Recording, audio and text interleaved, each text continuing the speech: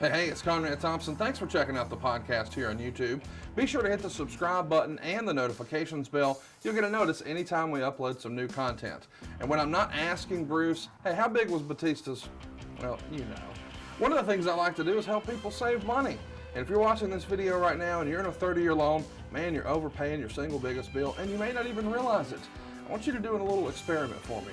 Take your calculator out, multiply your monthly house payment by 360 payments. That's how many payments there are in a 30-year loan. That big scary number, that's your total of payments. You're looking at that number? You know you can do better. Keep more of your own money right now and go to savewithconrad.com. Or maybe you've got credit card debt. Man, it's not a matter of if I can save you money with that. Your average interest rate on a credit card is more than 20%. And by the way, all the interest you pay on those credit cards, it's not tax deductible. Whereas the mortgage interest, well, that is tax deductible. So if you owe this debt, it's up to you how to pay it back. Doesn't it make sense to get the cheapest rate possible and the greatest tax deduction possible? Find out how much money you can save right now for free at savewithconrad.com. You don't need perfect credit. Even scores in the 500s can be approved, and it's no cost out of pocket. But maybe best of all, we're licensed in more than 40 states. We can help more families than ever before. But how much can we save you? Find out right now for free with a quick quote from savewithconrad.com. Hey, it's Conrad Thompson, and you're listening to Arn right here on Westwood One. And of course, we couldn't be here without the man of the hour, the founder of the Four Horsemen, the Hall of Famer himself, Double A, Arn Anderson. Arn, how are you, man? Conrad, I am honored to be in the presence, at least on the microphone, with not only the hardest working man in showbiz, the hardest working man in any business. Oh, whatever. I appreciate you saying that. You're too kind. Nope, I think it's the truth, and I don't think people realize how hard you work and how many irons you got in the fire. And you know, you're trying to bring this product with the podcast and everything, you know, to the people of Europe as well as, you know, God knows where else. And, you know, you've developed a following of people that are very appreciative, including me. And I don't think we thank you enough. So thank you. Wow. Well, thank you for saying that. I appreciate that. And thank you for joining us here on the show today and taking time out of your busy schedule. Of course, we're coming off an unbelievable show last week in Atlanta. We told everybody to watch in Atlanta. We promised a big AEW cage match with Wardlow and Cody, and now the chips have fallen where they may. This is the go home show this week. And then next week, or I guess this weekend now, it's pay-per-view time. You guys are going to be in Atlanta, and we're going to see MJF and Cody come to a head. We know where you stand on this. What type of match should we expect this weekend? Well, yeah. And I think that the big shocker is, you know, ever since day one, when Cody decided he was going to solicit my services as a coach, everybody, not everybody, but let me just put it this way. A fair share of people have been waiting for the other shoe to drop. Never trusted Anderson. Cody, you know what he did to your dad. You know what he did to your brother. You can't trust him. God knows it's going to go down in Atlanta. And it didn't. So I'm very happy to say that I told people in advance, this was a new day. This is a new thought process. Cody didn't offer me a job. He didn't give me a job. I don't need a job, and I don't want a job. What he did offer me was to join him and be a support to him, as well as everyone else in AEW, from Tony Khan to the Bucks, you know, to everyone that's a part of that, you know, upper crust, as well as the talent and all the production people, be a part of that industry that is going to, in my opinion, be the company over the next 10, maybe 20 years. And he asked me if I wanted to be a part of that. And absolutely, I love this business. I think everyone knows. So I accepted, and Atlanta came and went, and we're still intact. Yeah, I was not surprised. I'll be honest. I know that the relationship you formed with Cody is real, and I wasn't expecting any shenanigans. I was expecting a spectacle. I was expecting some violence, and man, we got that in spades, and it all comes to a head this weekend. MJF, Cody Rhodes. This is, what Cody's been looking forward to since Baltimore, is it not? Yes, it is. And before we go forward, I've been dropped on my head a few times. Kenny Omega is another one of those guys that has been here from the very beginning, is in a position to make a difference in the company, and he's doing a hell of a job. And I just forgot. I had a brain fart. I apologize for that. I've tried to include everybody in, and now we can move forward. Repeat that question, please, sir. Well, we're just talking this weekend. Revolution on pay-per-view. You can join it on Fight or your local cable provider. I think most of the world, all of our international listeners, are going to be watching the big pay-per-view this weekend in Chicago on Fight.tv. And I'm sure Michael Weber is rolling in a mattress filled with cash right now, because everybody is ready to see this big payoff, the big blow-off. Can Cody Rhodes get revenge on MJF after what happened in Baltimore? Well, one of the mistakes that Cody made was one that a lot of men make. When he agreed to the 10 lashes, he was letting his ego, do his thinking and make his decisions for him when he didn't really think it through. And that would have been a good time to ask me what I thought. But hey, he proved he's a hell of a man, and he stood in there and he took it. Now we're going to have a one-on-one scenario with him and Max. Max is good. A lot of guys don't understand. A lot of wrestling fans don't understand. And to a very small degree, there was a time when I would have looked at Max and said, you know what? I may have a double Stoli Seabreeze with that asshole, because he's my kind of asshole. The guy says what he thinks. He's got a lot of guts. He's got a lot of ability. Problem is, he is young, and he's young in the business.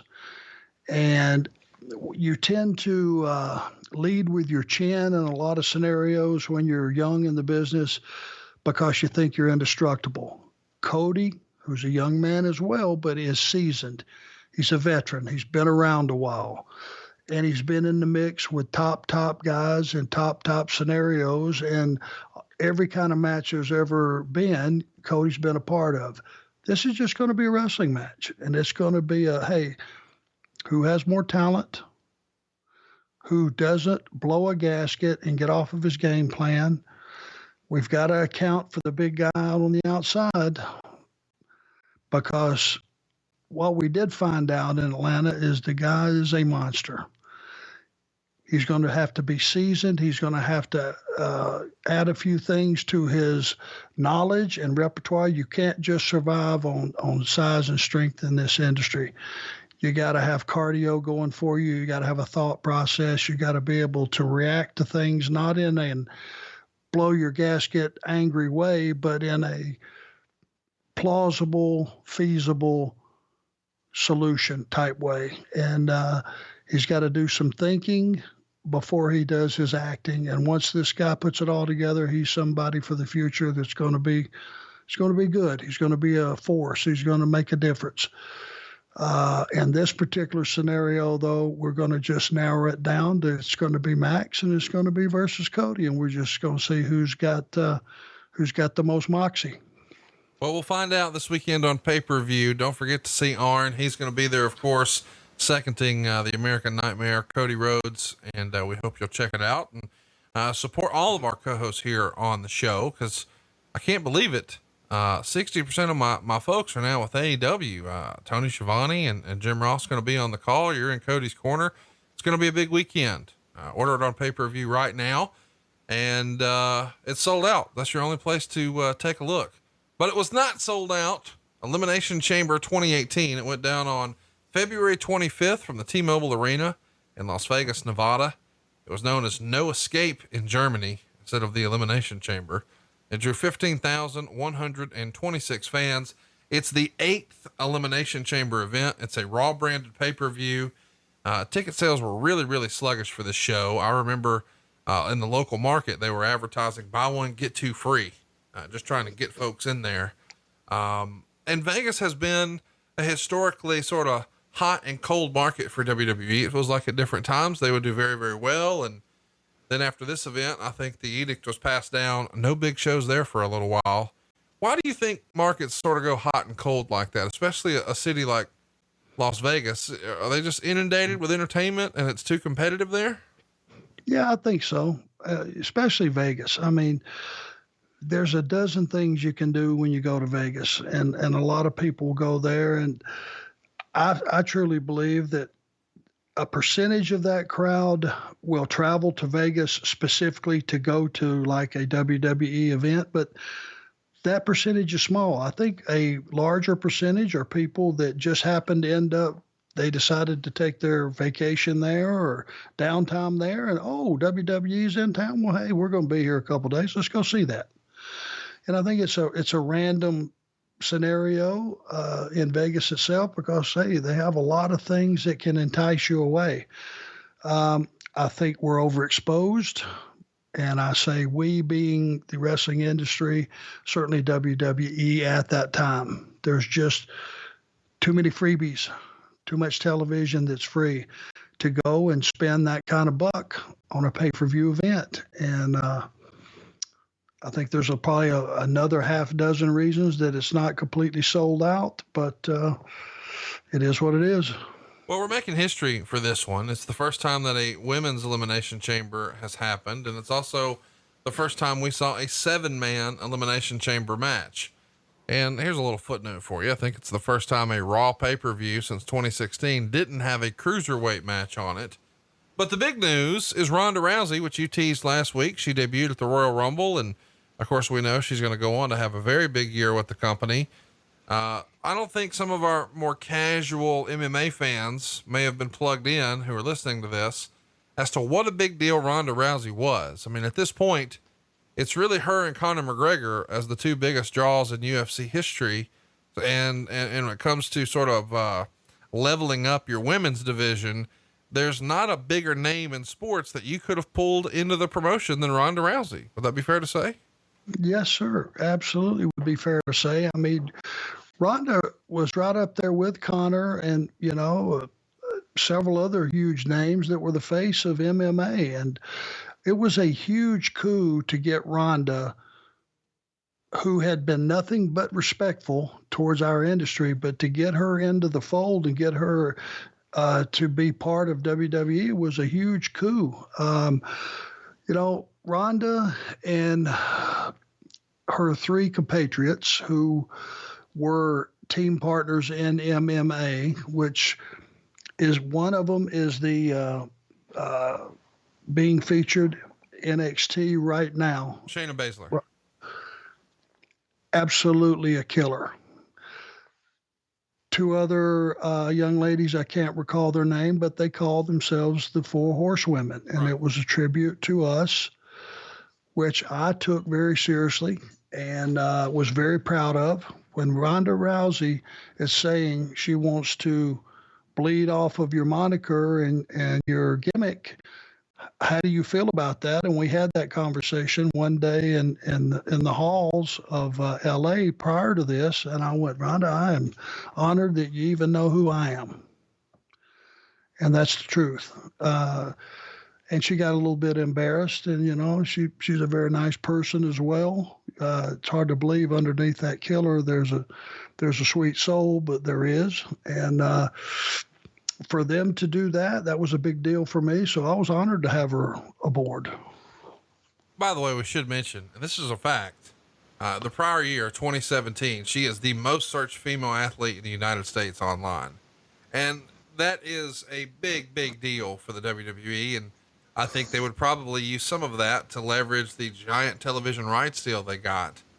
We should also mention she's not the first person to make the transition from MMA into wrestling. Ken Shamrock did it. Dan Severn did it. And I guess Brock Lesnar actually went backwards and he did MMA after pro wrestling, but there's certainly been a bit of a crossover. How natural do you think that crossover was for those guys? I mean, is it a hard transition, or do you think, especially for the younger generation, it kind of goes hand in hand? Yeah. I mean, certainly there are just a very few people that can do what we do and do it at the level that is considered top shelf. just like very few people can walk in MMA and be a champion. And just because you do one well doesn't necessarily mean you can do the other. And to cross over, Ronda Rousey, the match she had at WrestleMania and, the last couple of matches she had, it's probably important to know. I bet Ronda didn't have 20 matches total her entire wrestling career to date.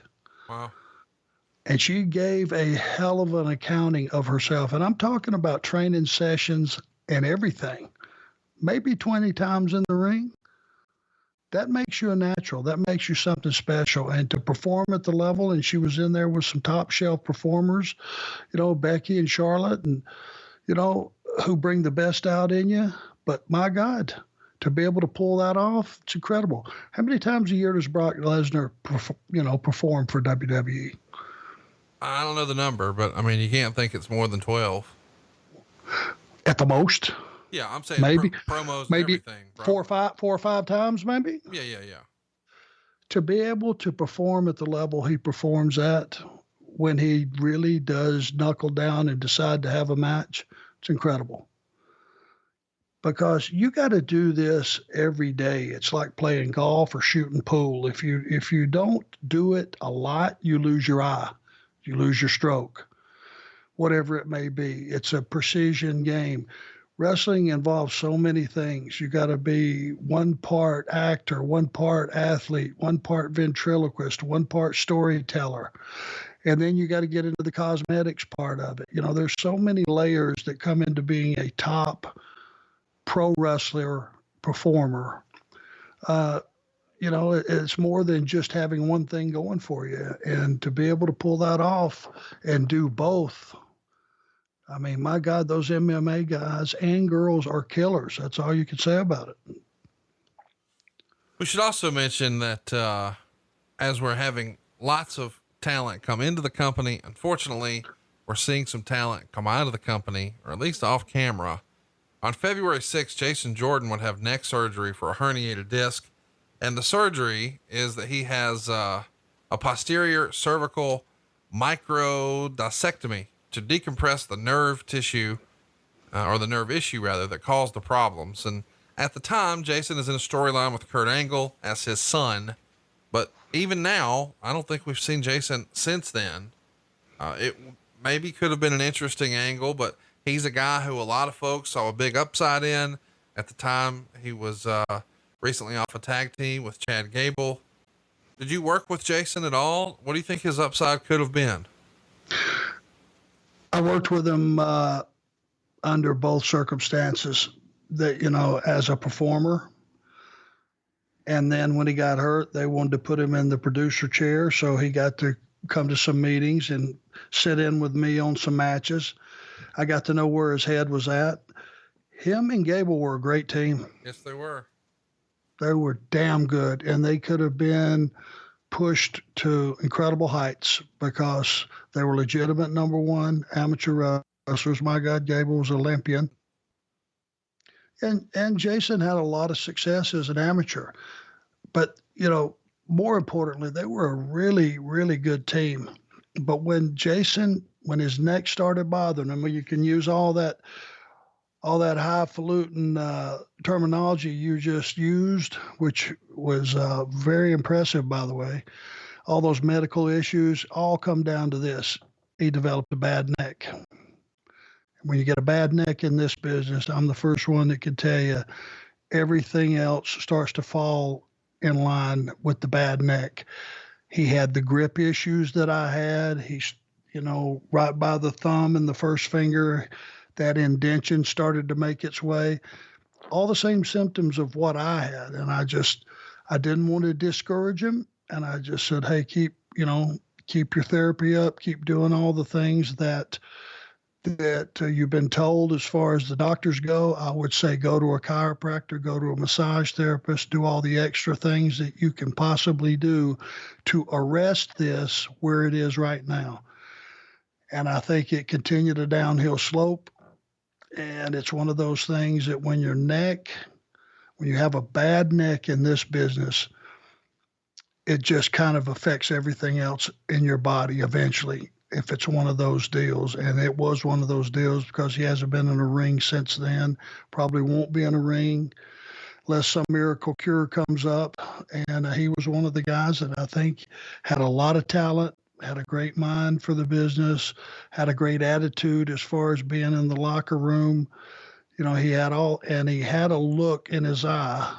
If you know what I'm talking about, you can look at a guy and he has this look in his eye that he's for real, or for damn sure he believes he's for real. And sometimes that's all it takes to be legitimate, is you just got to believe in yourself. And that guy believed in himself, and he had that eye of the tiger, to be cliche, which is silly to say, but he had it. And it's one of those lost talents that people will go back and go, let's see, we'll pull up some footage. I don't remember him. Damn, he was good. And they were good as a team. Let's talk about a little shakeup that's happening on Raw in this era, at least on the announce crew. A guy you go many years back with, Booker T, is removed from the announcing team. He's going to be replaced by Jonathan Coachman. And he took to his radio show to blame Corey Graves. And Meltzer would report Booker put the finger on his demotion at Graves. In reality, the company had hired Coachman and kept it a secret from everyone because they waited until almost the last minute to tell Booker T. And one of the things that he would say on his radio show, he being Booker T, is, quote, "If I catch him on the street, I'm going to do something to him. It ain't going to be at the office or anything like that. But if I catch him, and it's not going to be at the airport, no, I'm not going to do that. But if I catch Corey Graves on the street, you see that bouffant hairdo he's got? I'm going to rearrange it for him. I'm just saying, let me catch him at Starbucks. I'll tattoo him." So this, of course, is revealed to be a big funny ha-ha, but for a few days, Booker and Corey had fun stirring up the dirt sheets. What do you think of that when you just sort of run your own quote unquote angle with the dirt sheets? You for it? You against it? Man, you've never talked about your attitude with some of the behind the scenes guys who cover the business. Well, it's not my style. I don't begrudge anybody making a living off of this industry. That's always been the knock on the dirt sheet riders, that they're bleeding off of the industry and they're making a living off of it. Anybody that can make a living off this business and offers something to the business as a result of it, hey, more power to them. I don't have a monopoly on who makes a living off of this business and who doesn't, and who's allowed in and who's not. That's certainly not my call. I don't believe in shooting an angle and just throwing stuff out there just to see who's going to react to it and what the reaction is going to be. There's got to be a little bit of truth in everything. Otherwise, it's just all bullshit. And I know one thing about Booker T. I've known him a long time, and I know his brother. And they're straight shooters. They're solid guys. And if Booker T did have a beef with anybody, he wouldn't be on social media threatening them. He would probably just go to his house and sit out in his driveway. And when the guy got home, whenever that was, he would say, "Okay, you had your say. Now I'm going to have mine. Let's resolve this." Booker got balls, no doubt about it. That was the first thing it told me, that it was just a work. It was just something going on to see who would bite. Just throw some bait out in the water and see who'll bite it. And a lot of people bit it. Corey Graves was given some leeway by the boss, to maybe toe the edge on some of the things he was doing. I would listen to commentary when I would get a chance, but when you're walking around and producing stuff at television, you don't get to hear commentary a lot of times. But, he was able to push the envelope and get away with some stuff, which had to come from the office. You can't just shoot your own angle on WWE television. It just don't work like that. So I knew he had to have approval, and it was what it was. Those that had fun with it, those that went, they got me, they had fun with it too. So let's talk about Corey Graves for a minute. What's your thoughts on Graves' work as a commentator? I feel like he's a little bit of a throwback, more of a Jesse Ventura style. I enjoy it. I think he's had fun messing with some folks who are critical of his work or the WWE product rather on social media. And I've had the opportunity to hang out with Corey in real life. I think the guy's great, and I enjoy what he does, but you're one of the boys. You're old school. You see things a little differently. What do you think of his work? Not really. And I tell you what I don't do, and what you won't hear me do is knock the announce team for any company, for any reason, because I tried it once and we've been all through that. I failed miserably. I did get a respect that day for just how difficult their job is. And I feel that way today. A great announce team almost become invisible. They're so seamless. They're explaining to you the stories and what's going on. And when they're allowed to paint the picture properly and actually talk about what we're seeing in the ring all at the same time, plus days and dates and all the things they have to cover in the history of what we're seeing and, you know, where it might lead next week, all those things they have to cover. You got to be very, very talented and have your shit together. And I respect announcers in all sports that are able to pull that off and make it a pleasant viewing pleasure. Certainly got nothing negative to say about Corey, and he has his own style. And if you enjoy him that much, that says something pretty positive for me. That's all I need as far as endorsement. Let's talk a little bit about the XFL. Around this same time, it was announced that the XFL would be returning in 2020. And now here we are, February 2020. We've already seen a handful of games. What are your thoughts on the return to the XFL? Have you managed to catch a game yet? Yeah, I watched parts of games on both days, Saturday and Sunday. I watched a little bit of it. I was happy to see they're not gimmicky. They're just kind of playing it straight, right? Yeah. I mean, they've got some new innovations, but I think it's a much different presentation than the first time. Yeah, I mean, it's not, you know, they're not incorporating anything wrestling into it so far that I could see. You know, there's no crossover there. They're not trying to do anything. You know, the one thing that I wasn't a big fan of is they go up to the booth and the guys calling the plays. It just seems like a distraction to me because you don't know what they're saying anyway, or the meaning. I mean, that just seemed like you're just something that was a little bit too busy that didn't necessarily fit. You know what I'm talking about? Sure. So, I mean, but, you know, my opinion doesn't matter. They're going to make mistakes. I'm sure a lot of people were thinking, okay, I'm getting a little peek behind the curtain. Well, if you don't know what the lingo means, you don't know the play they're calling. My question would be, as we get on into the season and they start to hear those familiar plays being called from the booth, somebody's going to figure out a way to get that information to the sideline, I would think. Maybe, maybe not. We'll see. Well, something we did see here in February of 2018 is, according to Mike Johnson at PW Insider, Mike the Miz has just signed a new 4-year deal, locking him up through 2022. I don't think that Miz probably gets his just due as what a valuable piece of business he is for the WWE, not just in ring, not just on camera, but man, if you've got a PR thing, is there a better spokesperson, a better representative of your company to send than the Miz? No, I think Miz does a great job, and he's underrated as far as his value as an employee. I mean, he's a guy that I'm sure if you ask him, hey, we need you to get up and do 5 a.m. radio, you know, do you mind? He's the first one to say. He's smart enough to know, hey, get my face on every media outlet you can get for as long as I'm here.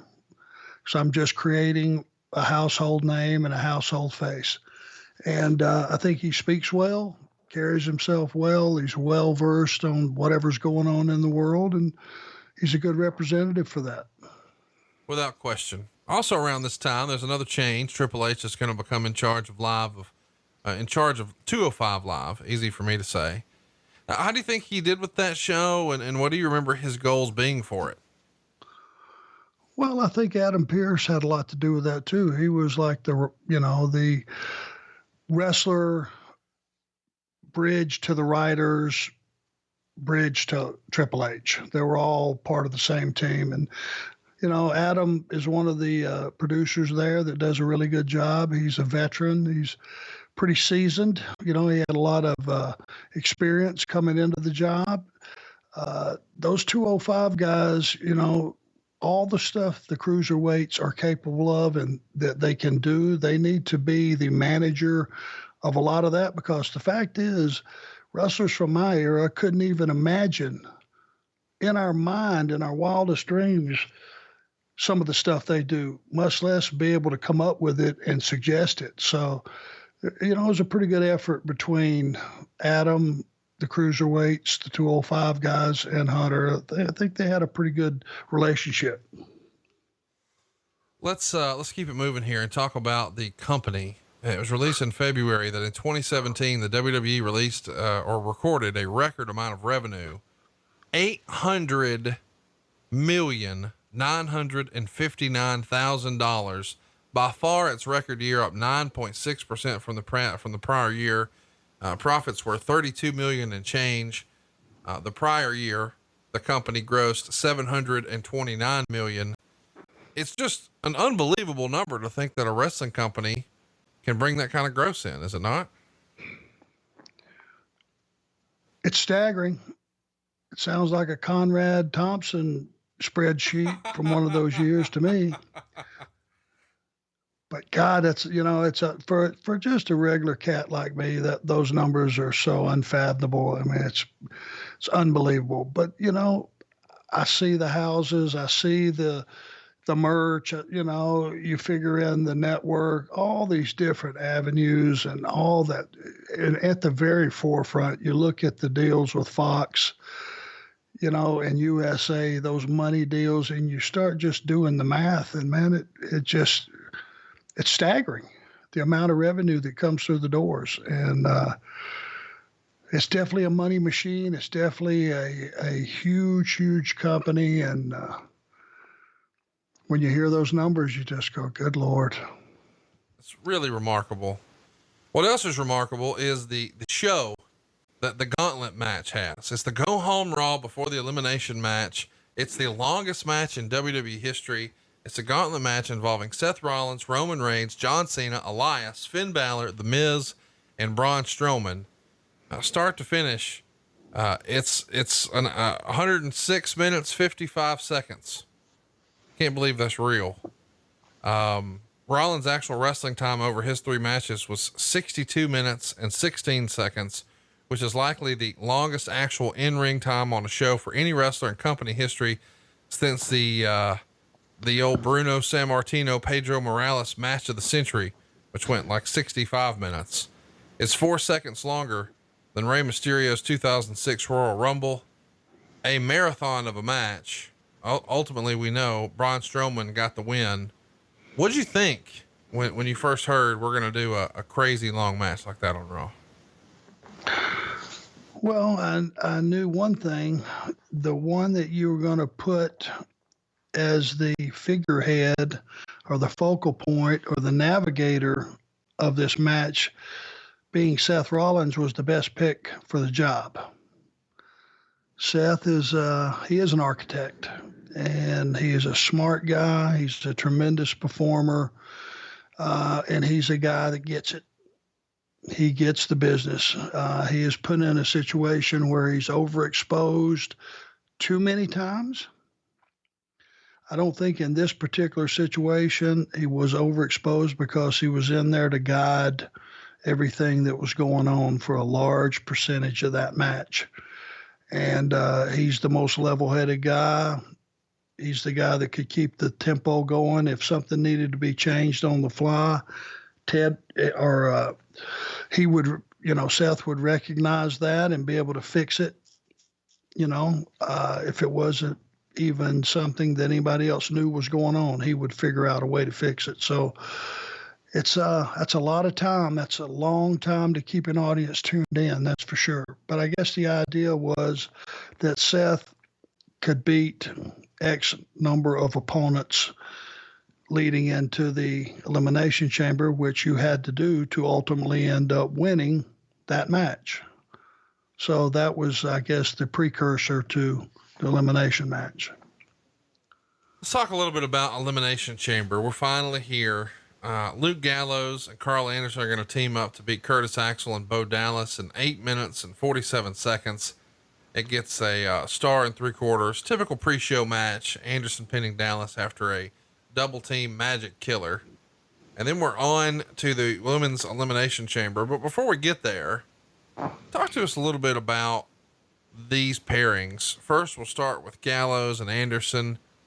These guys come in with a big rep off a hot run for New Japan. People are really excited to see them here in the company. It feels like they're off to a hot start. Very quickly, they cool off. It doesn't feel like they're going to do anything with them. There's rumors they're trying to leave or they'd like to leave. And then magically they start to get the big push. They double down, re-sign. It looks like there's going to be, a new club in town. It feels like there's a little push again. And occasionally it feels like it's 2 step forwards and 1 step back. What do you think it is that's kept Vince from really going with Gallows and Anderson as 2 permanent top guys? If you look at the history of the show, you can take from last week till 2 years prior to that. You can go 2 years back and then go 3 years prior to that. Name me one team that has won on Raw or SmackDown a match 3 weeks in a row. I don't know that I can. Can't, because it doesn't exist. There is no consistency in anything. That's the problem. That's why people don't get over. Gallows and Anderson, good team. Very good team. But unless you can be successful at least 3 weeks in a row, people just say, oh, okay. If it's not perceived that the company perceives a certain talent as a star, which means winning and winning regular and getting over and getting hot and then being able to produce some results, the reality is on a 3-hour show, you got a lot of slots to put a lot of talent. And you've got a lot of talent on the books that could be out there if you would give them a little time, and even in a losing effort would be able to enhance a team and have some guys advance.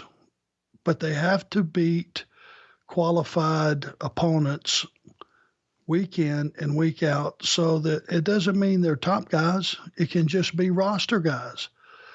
But guys that, the audience room, that they know who they are and that they've had some success in the past. Unless you get some momentum in this business, then you're just part of the pack. And that's pretty much what happened to Gallows and Anderson. Let's talk about Curtis Axel and Bo Dallas, both multi-generation talents. Of course, we know that Bo Dallas is, got quite the bloodline in wrestling, and Curtis Axel, his dad was Mr. Freaking Perfect. It doesn't feel like they've gotten, I don't know if fair shake is the right word, but Curtis Axel, it felt like they were really going to do something with when they paired him with Paul Heyman. He became the Intercontinental Champion. They tried some different things with Bo Dallas. Then they put them together as a tag team. And now we really don't hear from the guys that often. And I think that's probably a shame. They're both good guys, talented performers. They've got the right pedigree. What is it about them that Vince just can't get behind? He didn't see anything in them. And those guys are tremendous performers. And I got to see them on the road every night with different opponents and having 12, 14, 15 minutes to go out and tell a story. Guys were tremendous performers. I go back, you can get to a live event and people can know who you are, but if you haven't won a match in recent history, who cares? And that's exactly what you had. They hadn't won a match in recent history. If they won a couple of matches when they put them together and they became the B team, it was probably on Main Event. And the only exposure they got off of winning the match on the main event show was because it was in social media. It was never on Raw, never on SmackDown, never on the big show. You know, you gotta be a winner in this business to get anybody's attention. You can't win one and lose four and then be off TV 5 weeks. Just don't happen that way. You gotta have momentum to matter. With these guys in particular, though, what do you think it is? Do you think it's Vince didn't like their look? Vince didn't like their ring gear? Vince didn't like their promos? Vince didn't like their in-ring work? Because, you know, just based on their pedigree, you would think, man, he's going to go with these guys. You'll have to ask him. It could have been one of those things or all of those things. Or it could have been, you know, because it only exists in his mind and he's the boss. He makes the decision. That's it. When he looks at that room of creative guys, his creative team, and says, okay, I don't like that. I don't like that performer or that team, you know, that's it. Well, that's the kiss of death. It's done. Boom. Over. Let's talk about the next match. It's the first ever women's elimination chamber match. On the January 29th Raw, Commissioner Stephanie McMahon would convince Asuka, who won the women's Royal Rumble match the previous night, to wait until after the elimination chamber to pick which championship she was going to challenge for at WrestleMania. And, now we've got Alexa Bliss defending her title inside the elimination chamber.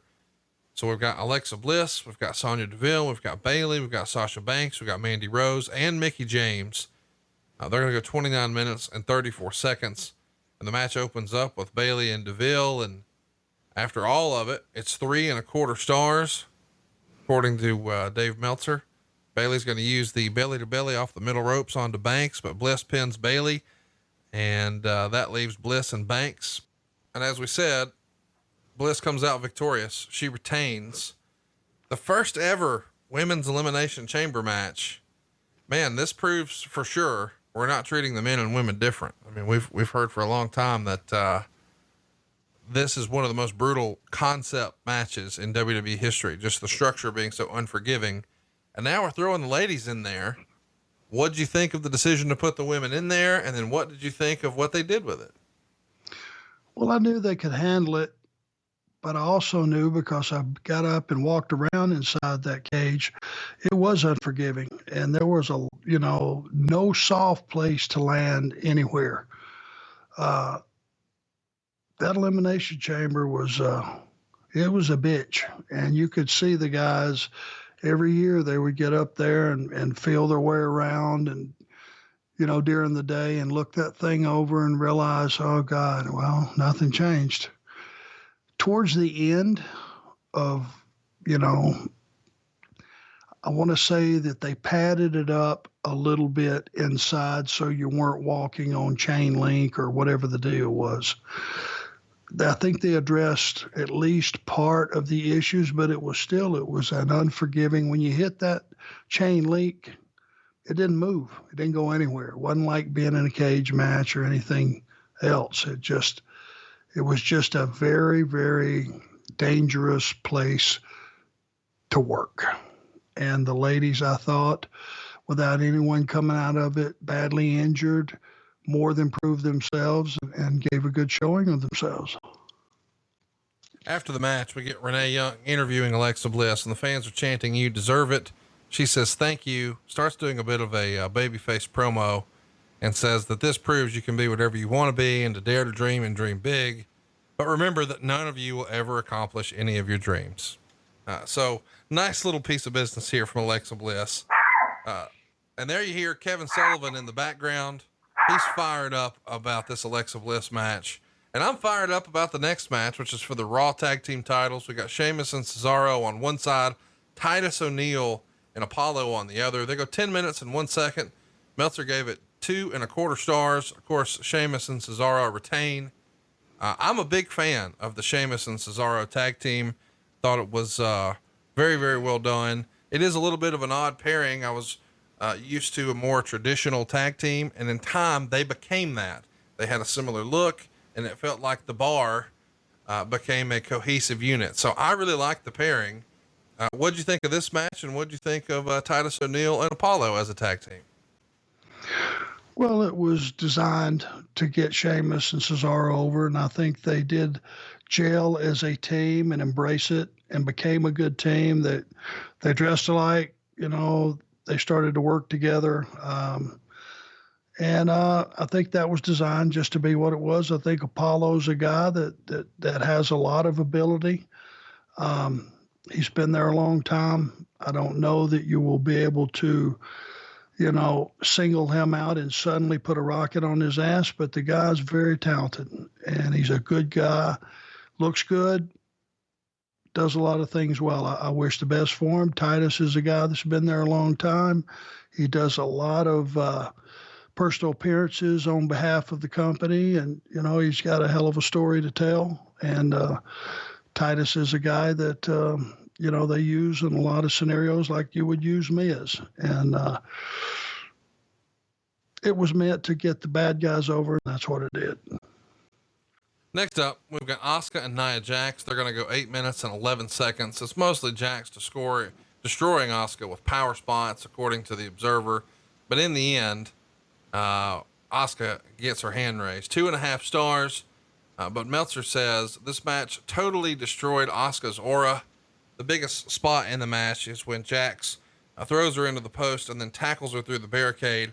Of course, the place goes nuts for that. What did you think of the match, and what did you think of the way they were positioning Asuka here? Meltzer, criticizing it, saying it destroyed her aura. I don't know that I necessarily agree with that. We're trying to get over Nia Jax as the monster, but somehow Asuka still finds a way to get her hand raised, and we keep the undefeated streak intact. If Asuka won, you didn't do her any damage. If you didn't make Nia the monster, then what is she doing out there? Why is she a monster? Unless you're going to make her one. And if somehow, I don't remember the exact finish, but if Asuka was able to pull it out after getting her ass handed to her, it just made Asuka stronger. Let's talk about the next match. It's Matt Hardy versus Bray Wyatt. And, I don't know. This is an interesting deal because we've got the whole crowd in tune with Matt Hardy doing the delete and the obsolete thing. Bray Wyatt, of course, it's really coming into his own now. We started to see glimpses of what Bray was capable of even a few years prior to this. I think at 9 minutes and 55 seconds, Matt Hardy gets the win, which is not something you would probably see in 2020. I don't think he's won a match this year yet, as he's probably finishing up on WWE TV. 2 stars, 9 minutes and 55 seconds. What'd you think? Well, check the record books. Had Bray won a match on a pay-per-view in recent memory during that period? No, not in that era. He was cold. They polished him up with the Fiend, but he was not on a hot streak here. Yeah, you go back and look at the record. I mean, I remember hearing about it. It's like, okay, so many pay-per-views, like 12 or something in a row, Bray Wyatt had lost. You don't lose yourself. You don't lose your way into getting over in this business. Right. Matt Hardy, how many matches had he won prior to this? The delete thing was cool. It was different. It was audience participation, but God, you got to win a match occasionally. And that was just a match between two guys who, were talented. And, the people love Matt Hardy. And I think Bray Wyatt had a better grasp of the Bray Wyatt character as much as anybody I've ever seen. I mean, all that came from him. All those promos that were from some other dimension that he used to cut when he was with the Wyatts, and all that stuff that made you just think, holy God, what's going on in this guy's mind? He came up with all that. That was all him. He's a creative guy. And he's a good worker too. So it was a combination of two guys that couldn't win a match. Who's going to win? Okay, hooray. Let's talk a minute about, what we're seeing with these two characters. In this era, we're seeing, the obsolete and delete, the broken, or I guess it was woken, Matt Hardy. What'd you think of that character from Matt? It was a little abstract for me, and it came from a time when he was with TNA or something. Yep. And he was allowed to run with it and come up with his own stuff. I just remember, seeing one of the episodes of the show, and they had friggin' helicopters or something in the back, and they were chasing Jeff down on a motorcycle, or some hijinks was going on. I mean, it was hilarious. It was hilarious stuff, but it was meant to be off the wall, if you know what I'm talking about. Yeah. That's where it came from, but they had free reign over the characters, to bring it to WWE and just have it be PG or woke and light or whatever it was. It's like anything else. It is what it is. Did you ever own a dilapidated boat? Never owned a boat. What about these days? The Bray Wyatt character, The Fiend. What do you think of that? Well, he's been reborn. It's a creepy looking character, that's for sure. And he's being used a bunch better, which is a good thing. And I just very seldom do you see a guy that's been around that long that's able to switch gimmicks, who hasn't had that successful of a run, no fault of his own, and make it a huge success. And it looks like he's doing about as good as you can with the cards he's been dealt. Next up, we've got a Ronda Rousey segment. She'll be out. Kurt Angle, Stephanie McMahon, Triple H, they're all here. We're trying to lay the groundwork for their mixed tag match at WrestleMania. And then it becomes revealed that is definitely the way they're headed. Ronda's going to sign the contract at WrestleMania. What'd you think of the decision to have Ronda's first match in the company be at WrestleMania, teaming with Kurt Angle against Triple H and Stephanie? Well, I thought it was a good idea, and the fact that if anything went south, you could have Kurt and Triple H cover up for it, and plug any holes that might arise or anything that might occur before it could get out of hand. You had two pros in there that could fix it. Thought it was smart. WrestleMania, walking down that aisle and stepping through those ropes is a pretty harrowing scenario. It's pretty nerve-wracking for most people, and to be in there by yourself, relying on your own abilities when you're as green as Ronda would have been at WrestleMania, my God, that would have scared anybody to death. At least when she was going to an MMA fight, all she had to know is what she could do, and that's break somebody's arm, and that's all she had to get to. When you're up there performing in this industry, there's a lot more to take into account and a lot more to remember and a lot more to adjust to having a wrestling match than it is just going in and snapping somebody's arm, which she's an assassin. That's what she does naturally. Next up, our main event, the first ever 7-man Elimination Chamber match. We've got a bunch of qualification matches scheduled to get here, but when it's time to do the thing, it's Roman Reigns, Seth Rollins, The Miz, Finn Balor, Braun Strowman, John Cena, and Elias. They go 40 minutes and 8 seconds. Probably not a big surprise. Roman Reigns gets the win, and the fans are sort of what they are with Roman for the last few years. 3 3/4 stars is what it got. It's an interesting finish. I think Braun Strowman was super hot a year prior to this. They're still trying to position him in a big way. He was doing all kinds of hijinks here, flipping vehicles and whatnot. And after the match, he's going to give him 2 power slams and throw him through the gimmicked pod.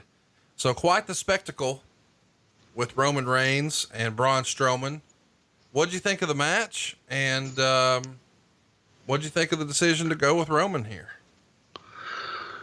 Well, I mean, this has been beat, it's like a dead horse. It's been beaten to death, and people have analyzed it and reanalyzed it and all those things.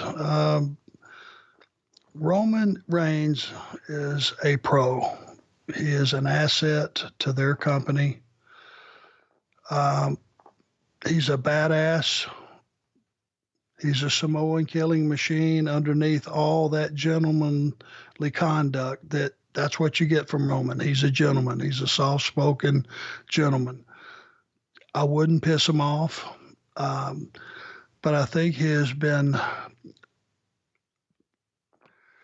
shoved and shoved and shoved and put in uncomfortable scenarios promo-wise that haven't allowed him to just be what he is.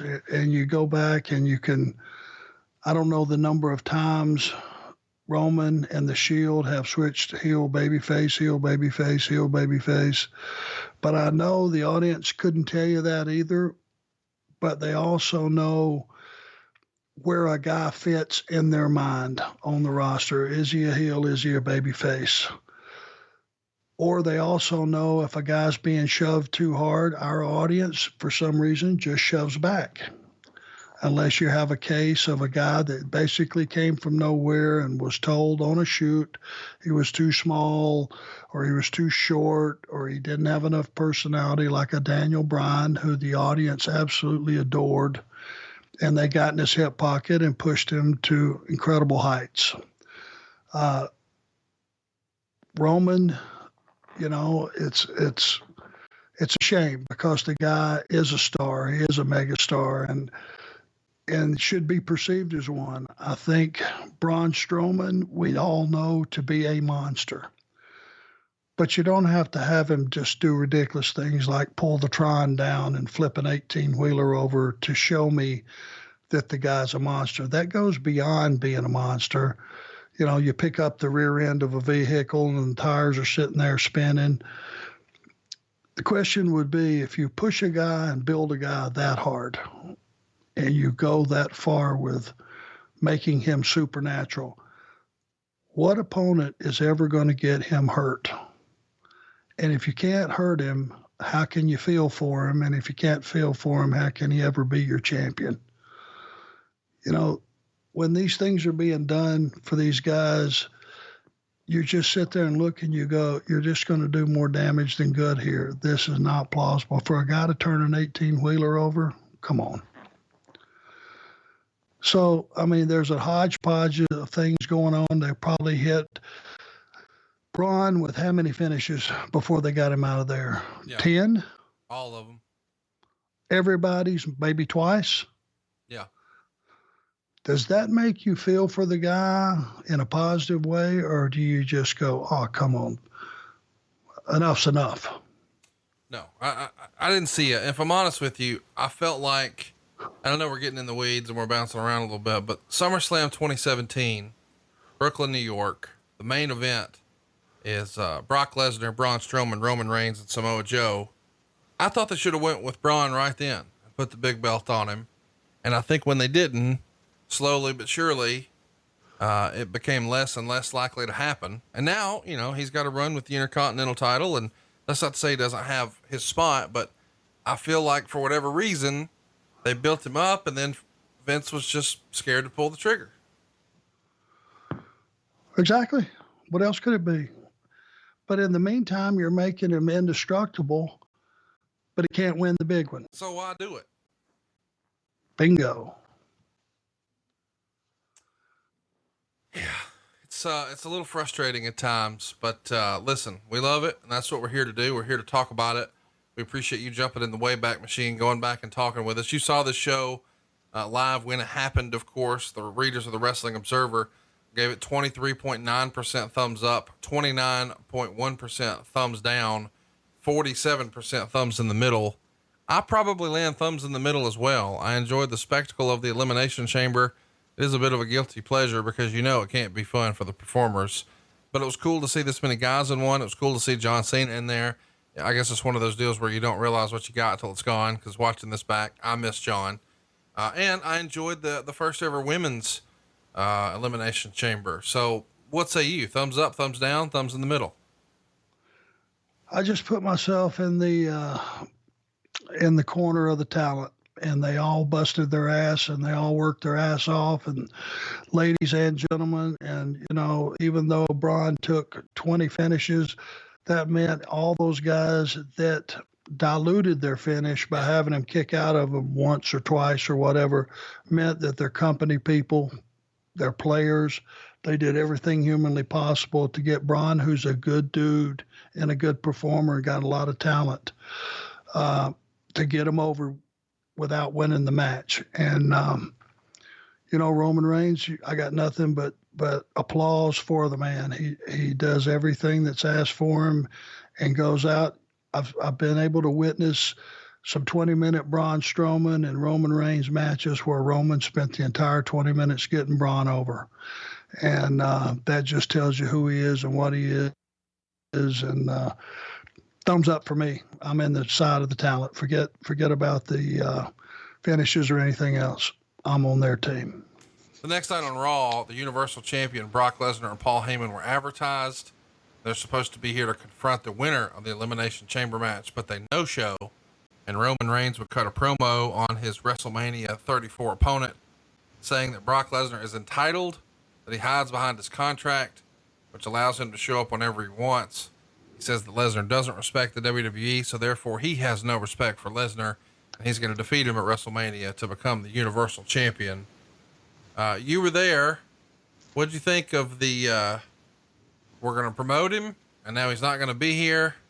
Lots of fans were confused. Is this real life? Are the lines of reality and fiction being blurred?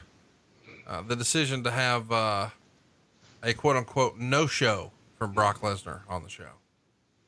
I still don't know if it was a work or a shoot. Do you? Well, it depends on who you ask, I suppose. And that's what we enjoy here on Wrestling Podcast is breaking down what's real and what's not. Some folks, I think, would say it was a work and it was designed this way. Others say it was a contract negotiation ploy with Brock Lesnar. I guess you never know. No, you don't. And the minute you want to say, well, nobody can just no-show Raw. If there is anybody, he's the guy, isn't he? He is indeed. There you have it. And we're going to find out who the guy is to get his question asked next week here on the show. We're doing hashtag Ask Arn Anything next week. The week after that, we're going to get March 10th at you. WrestleMania 26. What a show that's going to be. On the 17th, it'll be all about Ask Arn Anything again. On the 24th, WrestleMania 31. On April 7th, we'll be back with Extreme Rules 2010. On April 21st, Extreme Rules 2015. But for next week, if you've got a question for Arn, you need to go follow us on Twitter at The Arn Show. It's that simple. Look near the top. You'll see something pinned, and we'll be asking for your questions there. Go ahead and ask your question, and then tune in next week and tell your friends to hit that subscribe button and leave us a 5-star review, and tune in every Tuesday right here on Westwood One for your favorite new wrestling podcast, Arn. Hey, it's Conrad Thompson. Thanks for checking out the podcast here on YouTube. Be sure to hit the subscribe button and the notifications bell so you get a notice anytime we upload some new content. And go save yourself some money right now. If you're in a 30-year loan or you have credit card debt, it's not a matter of if I can save you money. It's a matter of how much. Find out right now for free at SaveWithConrad.com.